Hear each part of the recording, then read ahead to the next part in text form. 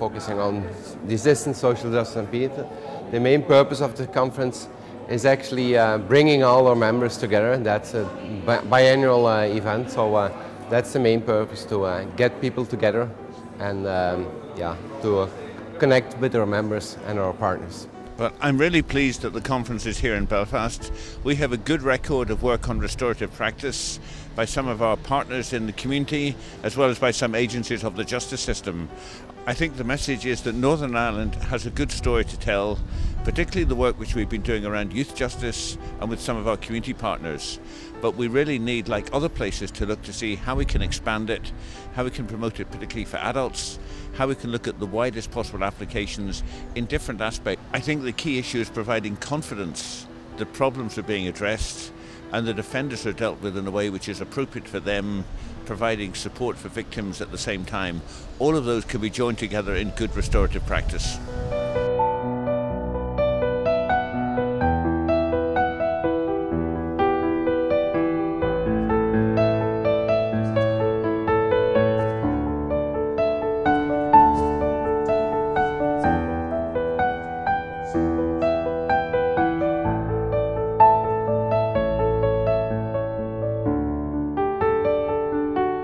On the formal side, to have our first ever Minister of Justice in Northern Ireland come and address the conference and be so positive about restorative justice is very important. What he said will resonate for practitioners here long after the conference is over, because he's recognising that restorative justice has an impact that's good for victims, has an impact that can help people who've committed harm change the direction of their lives. And that also means that he will take seriously continuing to bring resources, government resources, to supporting restorative practice. Victims find it really helpful.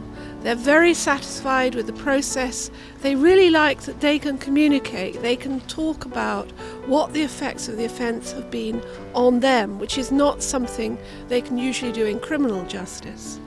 But also, restorative justice does reduce the frequency of reoffending significantly. And offenders say it brings them closure, they can move on, they can change their life. What is our place in the world, and to create and to have that place, what is the place of others? And I personally see that in order to keep my privilege and to keep a good family, a good home, a good career, I can see that that's constructed or created somehow through the exclusion of many others, and I don't really think it has to be like that. So my message would be just to look beyond ourselves.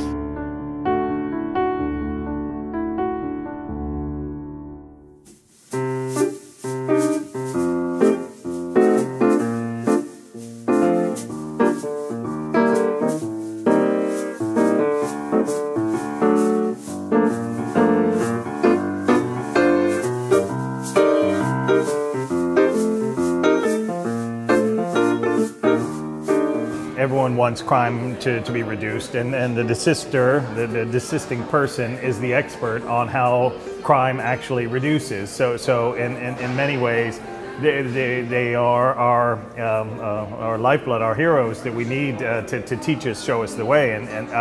But in other ways, you know, I find desistance research, even if one isn't concerned about crime, it is reaffirming on a kind of human level. We all have changes we want to make in our lives, and I find, at least, I can learn a lot from desistance for other aspects of my own life, and I find it useful there.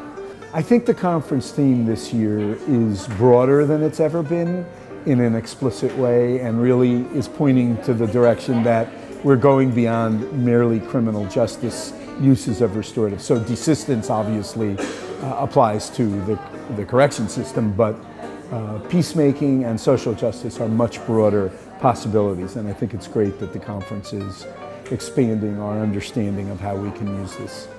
Wonderful experts we have on schools here, that children are not born democratic. They need to learn to be democratic. They need to learn to be tolerant and pluralist, and part of what restorative justice is about. It's not just about solving practical problems like bullying that occurs in school. It's about students having the opportunities to learn how to become the active democratic citizens, which, as I've said, is in Kieran's work, that idea of active participation of the stakeholders, taking active responsibility rather than a backward-looking vision of passive responsibility for the bad things that have happened in the past. In a peacemaking process, and sometimes you have to conduct it in secret as well, but you shouldn't keep it permanently in secret, and you should move as quickly as you can to expand the circles of inclusion in the peace process and in the restorative justice process. You're more likely to get a sustainable peace if you re-engage the possible spoilers of the peace. And he does an amazing paper. He does a paper about the role of ex-prisoners in the construction of Australia. And so it's not really a question of culpability and suffering. I see victimhood as a human process, something that happens to a human being and to their family, and therefore part of what we have to do is about recognize the suffering of the other. Well, my main message is I think that we should try to really fundamentally rethink the way how we think about crime and conflict in our societies, and that you should believe in the possibilities to do it in another way. And that is, I think, what many people are able to show in restorative justice practices as they exist already in many of our countries. So my message would be believe in it, do believe in it, and these things can be changed, and let's be creative.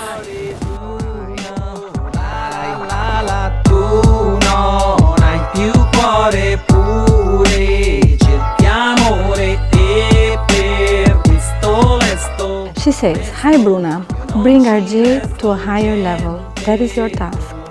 Thank you, Siri.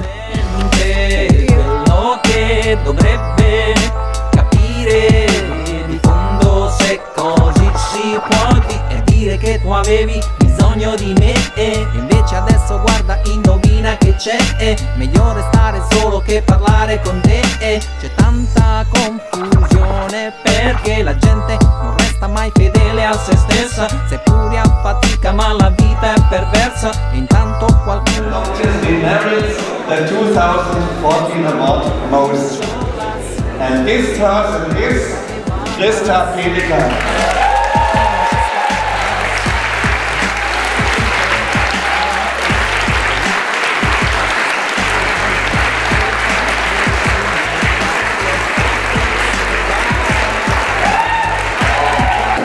I'm supposed to say something.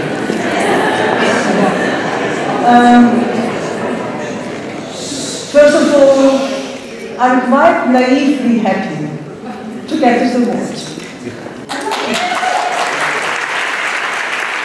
I'm confident that you will go on, you will carry on to do this kind of work, to put in this kind of effort and energy. So we will go on with working for restorative justice. We will overcome and we will live in peace, won't we? Thank you. I'm feeling it now, through my heart comes, and I give to you.